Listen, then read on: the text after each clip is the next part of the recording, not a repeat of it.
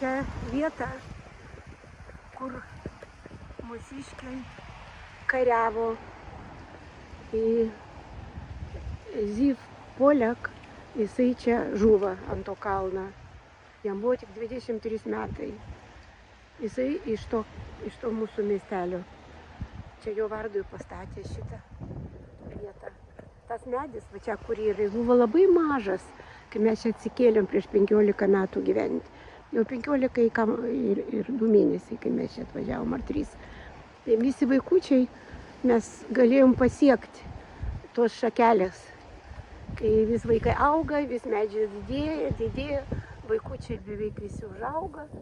Ir va, koks pasidarė medis didelis. Jis auga su mano anūkais kartu. Mes labai mėgdavom čia būti. Po to medžių aš statydavau vežimą, mėgdydavau vaikus ir sėdėjau čia ant suoliuko, kol anūkai miegojo visi 6 iš eilės.